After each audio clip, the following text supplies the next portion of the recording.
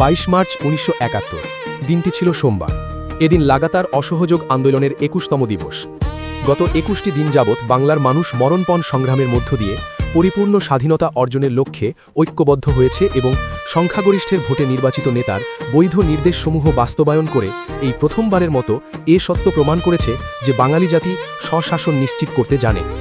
এদিন পাকিস্তানের প্রেসিডেন্ট ইয়াহিয়া খান ঢাকায় নির্ধারিত 25 মার্চের জাতীয় পরিষদের অধিবেশন স্থগিত ঘোষণা করেন।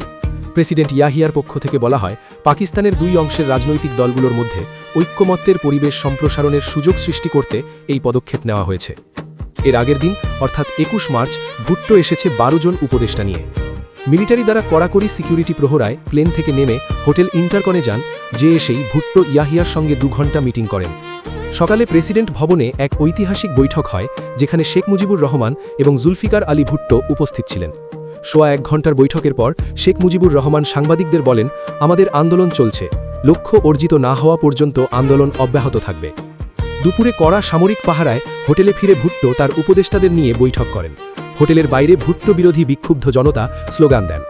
এরকম বিক্ষুব্ধ পরিস্থিতির মধ্যে সকাল 11:30টায় প্রেসিডেন্ট ভবনে বঙ্গবন্ধু ইয়াহিয়া ও ভুট্টোর সঙ্গে আলোচনায় মিলিত হন। প্রায় 75 মিনিট ব্যাপী আলোচনা শেষে বঙ্গবন্ধু প্রেসিডেন্ট ভবনের বাইরে অপেক্ষমান সাংবাদিকদের উদ্দেশ্যে বলেন, প্রেসিডেন্টের সঙ্গে আমার নির্ধারিত বৈঠক ছিল, সেই অনুযায়ী আমি প্রেসিডেন্টের সঙ্গে দেখা করতে যাই। সেখানে মিস্টার ভুট্টো উপস্থিত ছিলেন। আমি প্রেসিডেন্টকে সুস্পষ্টভাবে জানিয়ে দিয়েছি যে 4টি শর্ত পূরণ না হলে আমরা জাতীয় পরিষদের অধিবেশনে যোগদান করতে পারি না। অতঃপর দুপুর 1টায় বাসভবনে ফিরে বঙ্গবন্ধু পুনরায় সাংবাদিকদের ব্রিফিং দেন। আজকের আলোচনায় কতটুকু অগ্রগতি সাধিত হয়েছে সাংবাদিকের এরকম প্রশ্নের জবাবে বঙ্গবন্ধু খানিকটা উচ্চকণ্ঠে বলেন, আলোচনায় অগ্রগতি সাধিত না হলে আলোচনা চালিয়ে যাচ্ছি কেন? অপর এক সাংবাদিকের প্রশ্নের জবাবে বঙ্গবন্ধু বলেন, ইতোমধ্যে বাংলাদেশে গুরুতর পরিস্থিতি বিরাজ করছে, জনগণের দাবি আদায় না হওয়া পর্যন্ত সংগ্রাম অব্যাহত থাকবে। আসলে আজকের আলোচনায় ভুট্টো এবং ইয়াহিয়ার আচরণে জনমনে এটা সুস্পষ্ট হয়ে গিয়েছে যে পাকিস্তানি সামরিক কর্তৃপক্ষ এবং ভুট্টো আলোচনার নামে কালক্ষেপণ করে গণহত্যার পূর্ব প্রস্তুতি গ্রহণ করছে, অর্থাৎ আলোচনা ফলপ্রসূ হয়নি। তথাপি বঙ্গবন্ধু মুজিব আলোচনার নেতিবাচক ফলাফল সম্পর্কে কাউকে কোনো ধারণা দেননি। এদিন পত্রিকায় প্রেরিত এক বিশেষ বাণীতে বঙ্গবন্ধু বলেন, আমাদের আন্দোলনের বৈধতার কারণে বিজয় এখন থেকে আমাদেরই। বাংলাদেশের সকল দৈনিক পত্রিকার জন্য প্রেরিত এ বাণীতের শিরোনাম ছিল বাংলাদেশের মুক্তি। বাণীতে 7 কোটি বাঙালির সামগ্রিক মুক্তির জন্য চলমান আন্দোলনের বিভিন্ন দিক তুলে ধরে বঙ্গবন্ধু বলেন, চূড়ান্ত লক্ষ্য অর্জিত না হওয়া পর্যন্ত এই সংগ্রাম চলবে। বুলেট, বেয়োনেট এবং বন্দুক দ্বারা বাংলাদেশের মানুষকে স্তব্ধ করা যাবে না, কারণ তারা আজ ঐক্যবদ্ধ। আমাদের লক্ষ্য অর্জনে যে কোনো প্রকার আত্মত্যাগে আমরা প্রস্তুত। যে কোনো আক্রমণ প্রতিহত করতে বাংলাদেশের প্রত্যেক ঘরে ঘরে দুর্গ গড়ে তুলতে হবে।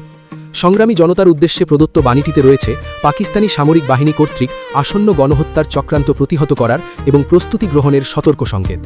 এদিকে সন্ধ্যায় সংবাদপত্রে প্রেরিত এক প্রেস বিজ্ঞপ্তিতে প্রেসিডেন্ট ইয়াহিয়া বলেছেন, পাকিস্তানের উভয় অংশের নেতৃবৃন্দ এবং রাজনৈতিক দলগুলোর মধ্যে সমঝোতার ক্ষেত্র অধিকতর প্রসারিত করার সুবিধার্থে 25 মার্চে আহুত জাতীয় পরিষদের অধিবেশন স্থগিত করা হলো। পুনরায় জাতীয় পরিষদের অধিবেশন কবে বসবে এরকম কোনো দিন তারিখ উল্লেখ না করেই বিবৃতিটি প্রদান করা হয়।